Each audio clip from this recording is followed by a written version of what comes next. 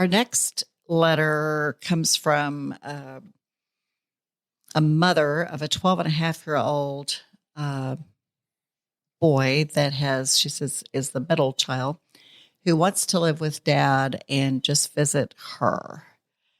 And she's asking for advice as to what she should do about that. She, would love to say no because she wants him to still be, 50-50 at her house. But she's afraid she's going to lose him if she says yes. So, a bunch of questions come up, I guess. How many children does she have? At least 3, I suppose. Right. Are they all still at home? How do the kids get along? Sometimes maybe the 12-and-a-half-year-old doesn't get along well with the older one or the younger one. That middle kid position is often difficult. Yes. And lose, there's some catastrophic language in there. Right. Because I don't read it to be saying he's not going to come over at all. It's just that he wants to live primarily with dad. But you do have that concern, I guess, of a slippery slope to where it just diminishes and diminishes. Well, I hear a lot of kids say, I hear that at this age, I can decide where I live and I don't ever have to go back to the other house. They will say that. Or they will say, I just want to be where I want to be when I want to be there, which is really confusing for the parents because they never know when the kid wants to be home, Well, and I've had several cases, I'm trying to think in my head of how many, that were modifications of custody orders, which were predicated upon my client telling me that the child has made a really well-framed reason, a request to live primarily with them. And then by the time you get to a hearing, the kid goes in and talks to the judge if they do. And the judge's like, no, he wants 50-50 or wants to keep it like it is. Right. So in fact, I would say that's more common than uncommon. So these kids, and this is the very reason why they don't have the ability to decide where they live. So in Oklahoma, at least where we are, once the child turns 12, the rule is that it's presumptive that they possess the maturity necessary to express an opinion that the court should take into consideration as one of all of the factors in determining what custody and visitation should be. And how that gets spun by the child when they're talking to me is, well, the court says at 12, I get to decide where I live. Right. And they don't. I've even had much younger. I've had as young as a 3-year-old tell me that at 12, he gets to decide. Now, I wonder how he figured that out. Well, those 3-year-olds are pretty sophisticated with their research of case law and statute. I'm sure. Wow. But that's the same view that the parents have. That's how parents hear it too. Right. Exactly. I don't think I've ever had a client come and say to me, oh, I understand that my child is presumed to be old enough to give an expression of a preference that's going to be one factor among all the factors. It's always like, well, they're 12. They get to choose, right? Right. So somehow that's entered into the common wisdom. And it's kind of what everybody wants to believe, I guess. But in my mind, it's just so unfair. I had a situation where my mother passed away. My folks got divorced when I was 4. My father got remarried at 5. Had a stepmother who I still have, love her very much. And my mother died when I was 13. And then when I was 16, one day my father and stepmother come and tell me that, or maybe I was 17, that they were separating. And I had to decide right then and there if I was going to stay in the house with my stepmother and my brother, my half-brother, who's 10 years younger than I was, so he was like 7. Right. Or go with my dad. My goodness. And my sister was already away to college, my older sister. So I was a senior in high school. So I was either 16 or 17 because I was a year ahead.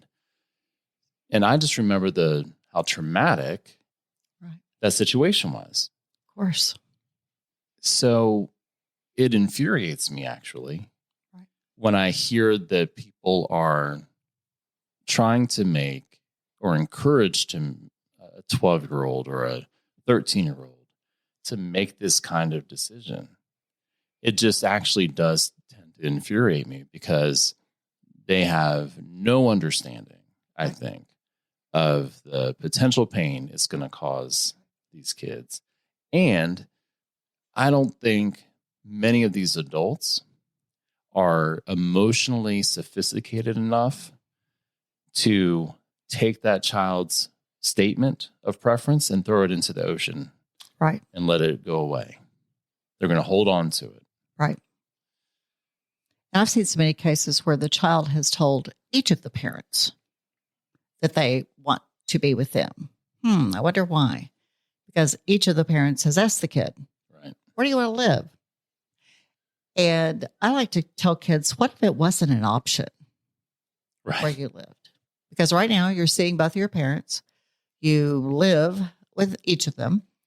You have a bedroom at both houses. You have, things that you enjoy around you at both houses. So why is it suddenly an option?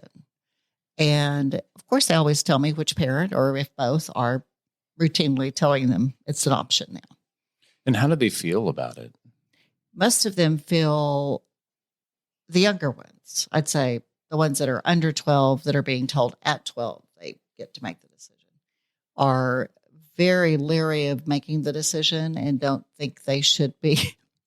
I love it when I've got a younger one that'll say, I don't think I'm old enough for that, Linda. I don't think I will be at 12.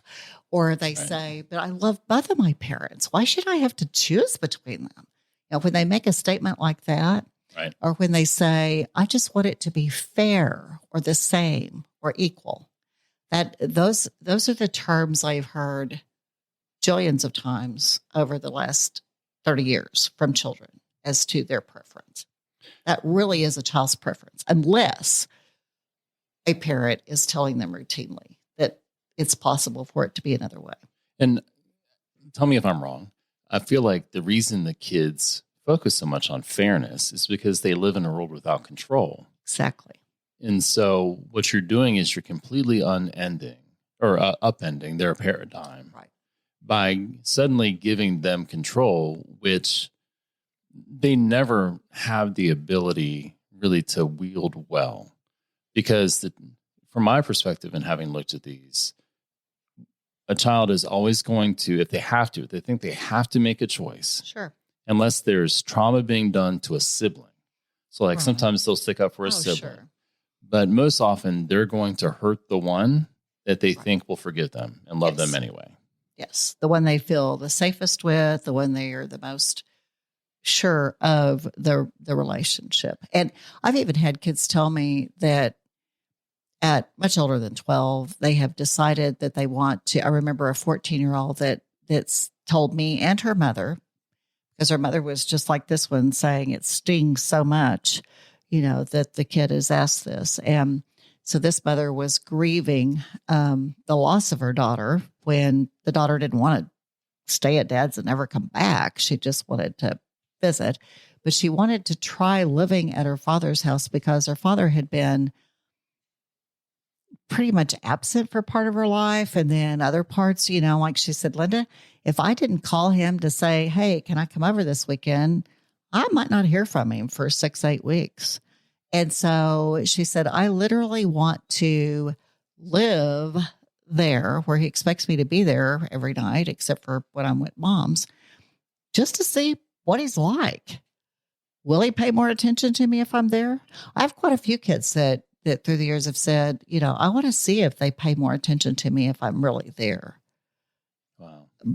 And they get usually quite hurt by the fact that it doesn't wind up like that. They don't get more attention when they're there all the time. There's just so much in there. Mm-hmm. So that mother who was grieving, really, she was getting the biggest I love you, and I'm so grateful for how you've been for me from that little girl. And I try to definitely drive that point home to her. And I let her know that, and so did the daughter. I mean, it was just beautiful. I thought how the daughter was explaining this to the mother, that, all her life, the daughter didn't know how she amounted to her father and how he felt about her. And this was like her last ditch effort to figure that out before she leaves home for good and goes away to college and all that, and that was just her way, adolescent way of trying to figure it out. It wasn't that she was mad at her mom or even doing any of those typical age-related things, mother or daughter. And I told the mother, I said, I'm not a betting person, but I bet she'll be back in 4 to 6 months or earlier. And sure enough, about 4 months in, the mother emailed me and said she wants to come back, but I don't want her back. And then I found out that the mother had a garage sale and sold everything in the daughter's bedroom. Oh no! The mother had moved exercise equipment and, her kind of made it into her own like arts and crafts room and so forth, for doing her thing.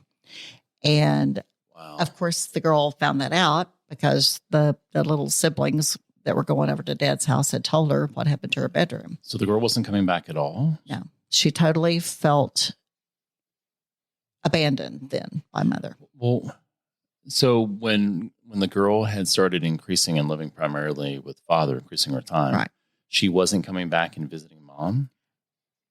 Mother did not allow it. She wanted to. Even from the jump? Yes. I wasn't expecting that. Mother's hurt feelings meant that she did not want further hurt by having the girl at her home. So she just wrote her off. Yes. She decided, I guess I'm an empty nester as far as that kid is concerned. Yes. Wow. It is heartbreaking.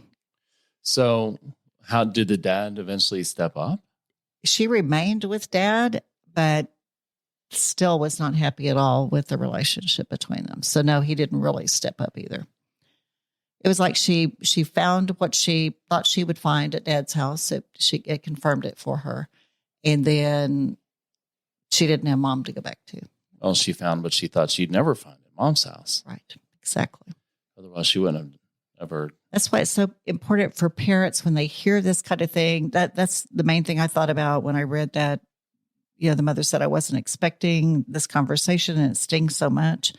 Of course it does. And like you said, you should take it as I am the safe harbor for this child to return to. Right. And if you know that you can come back to it, then you will be able to try things on the other side of the fence and just see what it's like. And in that case, that you were just talking about, there were younger siblings. Yes. So not only was she cutting off the older child, she was telegraphing to the younger children that you're disposable. And this is what will happen to you if you hurt me in this way. Right.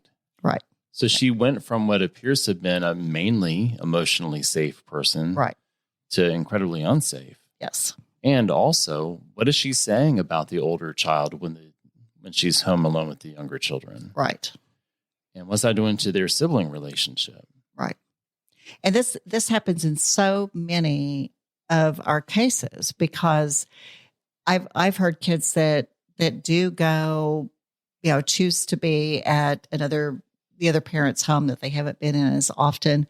Then with those younger siblings, like you just said, they feel like they are, whether those younger kids go back and forth or whether they're, from another relationship with mother, they feel like they are ganged up on. They are persona non grata when they do come back to, the mother's house, if that's the side. It's got to be awkward. It is really awkward. And of course, then that makes them not want to be there as often. It's just it's awful. That's self-enforced. That is what came to mind is when, especially like boys in middle school or high school, when they're first dating, and they're too chicken to break up with their girlfriend. And so and I'm not going to say that I never did this. Mm-hmm. They act like a turd so that the girl will want to break up with them so that they don't have to do it. Right.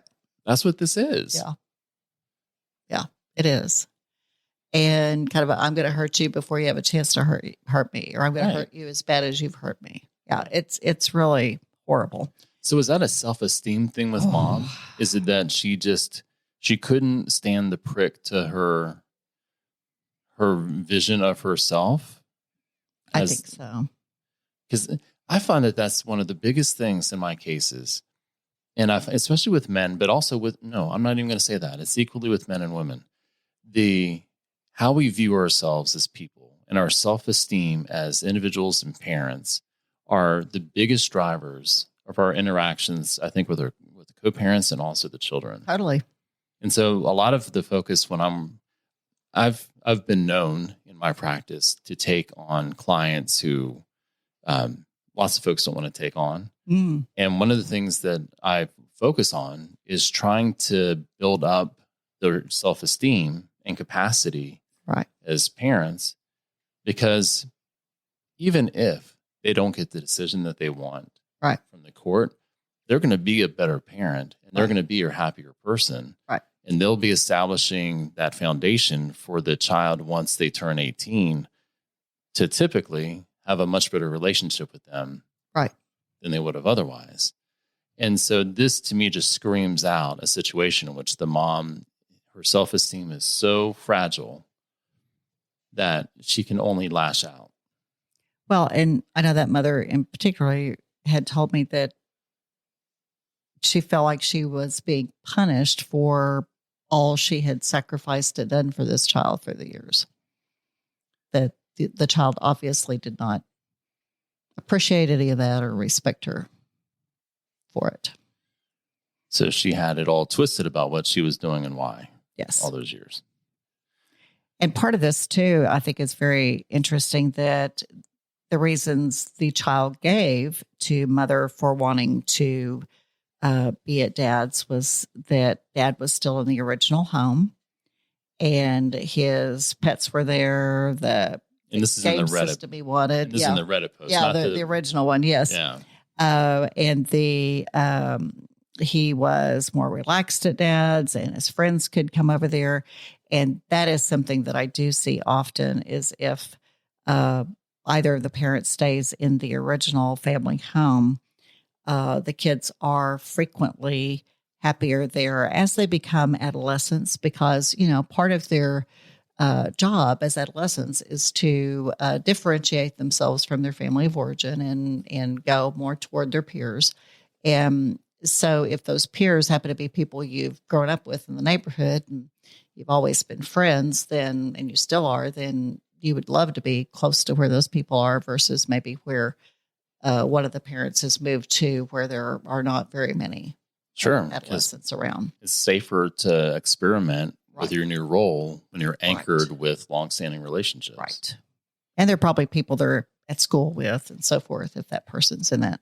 Because frequently, at least around here, we you could have one school district on one side of the street and a different one on the other side of the street. Right. And so, frequently I hear that one parent lives in one school district and one in another. So, they definitely don't want to move to the other side because they'll have to change schools or that kind of thing. Well, one thing that this person wrote in this Reddit post that I really appreciated was she said that I'm reminding myself that he's 12 and a half. He's been through divorce as a child and I haven't. Yes, that was powerful. Right. That's huge. To me, it says a bunch of different things at once. It says he's in that age, kids are selfish, they're thinking about them even more so than adults. We're all selfish, but kids definitely. So that's 12 and a half. Right. But also he's been through a divorce. So he sees the world through a whole different prism. And he sees his relationship with his parents entirely differently because the parents have already left. Right. And so you're not ripping away from someone when they've already left you. They're not together anymore. You've got two different households and you've grown up for some period of time being gone for a week or being gone for however many days. And so it's a very different thing. I feel it's like, I don't know if this is coming to my head. I don't know if this makes any sense or not. It's like, instead of like ripping something off that's attached to you, it's like you were just pulling something off that's just sitting there. So, for example, when you're going from one house to another, you're not so enmeshed in that one house that you're like bound into it. And it's like Right. it's a destructive process to go from one house to the other when you're routinely going from one home to the other in like a Right. shared custody situation.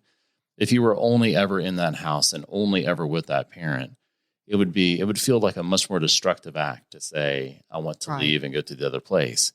But you're already going back and forth. Right. So to me, I think that's what she's maybe referring to there. And there is always, with every child I've ever talked to, no matter how many books have been written about, I have two houses, I have two homes, I have, those kinds of things to try to equalize things, or no matter how much the time is equalized with whatever visitation plan, every child I've ever talked to identifies what house is home. Really? They'll say, well, at home, blah, blah, blah, blah, blah. And, I'm going to go to my mom's this weekend. Even if they have equal time. And what's the basis? Yes. Is it primarily the home they were in before the separation? That, just like she says here in this Reddit post, that the original home has a lot to do with it. And if neither parent is still in their original home, which has to happen sometimes because neither one of them could afford it, maybe Right. by themselves, little children especially will frequently draw, when I'm asking them to draw, both sides of their family situation. We even had, never forget, I had one that she drew a line down the middle of the page and drew the old family home and on the middle of the line up in the air. And then she drew the respective people on either side of the line after the divorce. And she said, yeah, I really miss the yellow house. That's where we were all together. And so they kind of enshrined that house as the home that they were all in together. So no one lived in her home anymore. Not in that picture. But if somebody does, it's really powerful that the child does feel much more comfortable being in that home. So if they've split, if neither one has the original home, they each have new homes, and the child has really firmly established one of them as home, Right. quote unquote, that's really powerful. Right. Yes. And it may not sound good to a lot of fathers, but unfortunately to them, many, many, many small children, especially I'd say 10 and under, identify mom as home. Well, that makes total sense to me. Yes. Because most guys don't really build homes. To my I won't say his name, but my best friend in the entire world is the exception to this rule. He lives by himself, and his place is a home. He's got all the knickknacks. He's got all this, all the little things that folks do to houses to make them homes. He's got. Well, I tell dads that they haven't really feathered their nest. Right, they may have exactly. bought a nest, but it's still pretty. I remember one father, I had to just ride him every other week when I saw his child. First question I'd ask the child was, do you have a bed yet? And this was a father that was quite wealthy enough to buy furniture, but it took him over a year. I had to go back before court and actually see, when was the first time I asked this guy to buy his kid a bed? Because he was having his son, who was almost his size by this point, sleep in the same bed as dad because he just didn't want to buy another bed. Really? And he had a 2-bedroom apartment, but he was using the second bedroom as an office. And, I said, good grief, you can put a day bed in there or, any kind of, just buy a bed. And then when he finally, about a year later, bought the bed because court was coming up, didn't buy sheets or comforter. Yeah. And it was definitely one of those, if you build it, he will come, because the kid kept going, Linda, tired of going over there and sleeping with my dad. It's very uncomfortable. I need more space. And the kids do need some sort of identified space that is theirs, that is just theirs to decorate, don't underestimate how important that is. But a lot of dads don't think it's important because they don't want to do it for themselves. Yeah. I mean, I can tell you right now that if I were split from Rebecca and I had to go get my own place, it would look like like Motel 6 probably on the inside. I could get the nicest house on the outside and the inside, not to denigrate Motel 6, but anything, it would just look like it would just be cold. Right. Just because I'm not good at that kind of thing. Right. It doesn't even, I'm the guy who comes into the house and there's a new dining room table, true story. I did not notice. I don't think I noticed for a couple of weeks. So I don't notice those things. Whereas girls obsess about that dining room table for weeks before we go get it. Yes. Correct. That is correct. And our old dining room table is actually right here. Oh. And it's so different from the new one. Right. That it's impossible to think that I could have missed it. Wow. But I don't know what that is about men and women, why we tend to be different that way. But bottom line is, that is why. I mean, you grow up in a house with a person who, feathers the nest, right, as you say, and then you don't have it, and it feels sparse and cold. So it's understandable. And not every father is bad at that. Just like you talking about your friend. I had one of my favorite couples that became exes, but they had two little boys who were very athletic, and the kids were the most enthusiastic I had ever seen children in a divorce situation about the two homes they were going to have. Both parents, they sold the family home, and both parents got a different place. And both boys were very excited about how the themes they were going to decorate, which was also cool for boys to have these themes that they were going to decorate. I remember one of them was going to have one of our local colleges, it was all going to be crimson and cream for the college and in his room, and then at Dad's house, and then because he was also an OU fan. And then at Mom's house, it was going to be an ocean theme, And so he got a lot of input to how it was going to be at each home. Sounds like Mom and Dad talked about that too. A lot. Right. So they worked together to make sure that. Yes. Well, that was really great. Yes. As far as I know, they're still that kind of parent. Well, that's awesome. They are. It's that. And that appeals to the child having some sort of ownership and authority over something, when it comes to this, when, like you said, they don't really have much of any kind of say so about it. Right. And I've never understood parents who refuse to give their children the control that they can handle, because if you don't give them any, they're going to grasp for it wherever they can, maybe inappropriately. So, right. And I think sometimes if all things are fairly equal, it's good to just say, it's not really an option. That I know you may have heard this about the 12-year-old thing, but in your case especially, I can't imagine the judge taking everything into account, which is really the way it is, and thinking that either of your parents would deserve less time with you. And when you do explain it like that to children, many times they're like, oh, I hadn't thought about it like that. Or they don't realize. I had a 12-year-old girl one time that she could do that bob thing with her head that I'll never figure out how to do. And she came in with her head doing that, telling me how disgusted she was with the judge who was in his 70s, that he did not take her word for where she should be living at 12. And I said, well, that's because he had to take a lot of other things into account.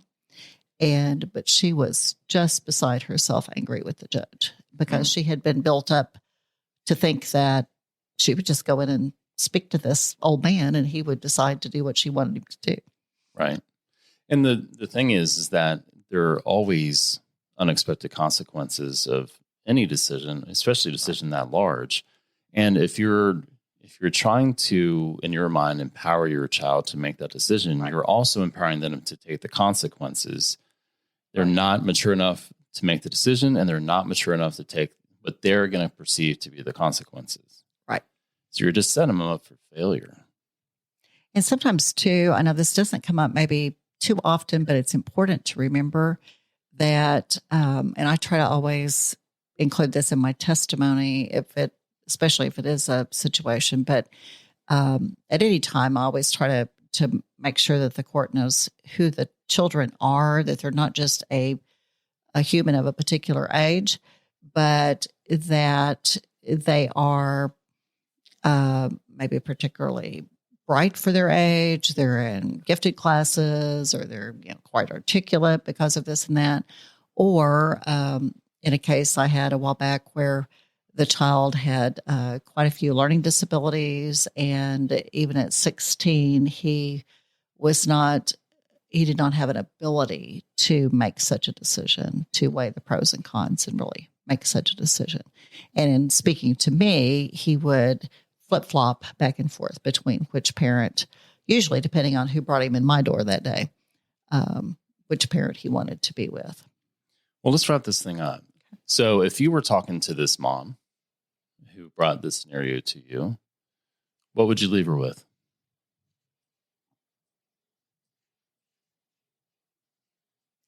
I would want to talk to the child about, how perhaps that mom's house could be a little more inviting. Maybe his friends can't walk over, but maybe mom needs to bring the friends over to her house more often. Sometimes there are very specific things that kids would like to have at both houses, like the PS5, where, if something like that could be done at both houses, the child would feel more comfortable there. The other thing might be that it might not be exactly equal time, which is interesting when kids tell me, they'll say, I think I want to be at the other house more. And so I'll say, okay, let's look at what your current, and this would be, older kids. Let's look at what your current schedule is. And then I'll say, so exactly what days out of these days that are your mother's, what days would you want to be at father's?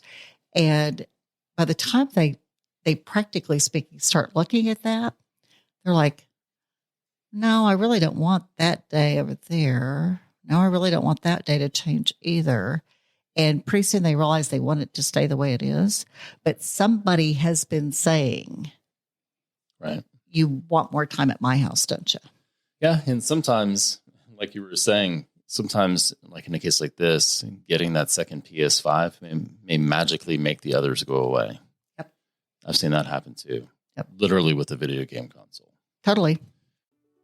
Thanks for listening. If you'd like to leave questions, comments, or concerns, please email podcast@coparentacademy.com. And please remember to rate, review, and subscribe to Apple Podcasts, Spotify, Stitcher, or wherever you listen.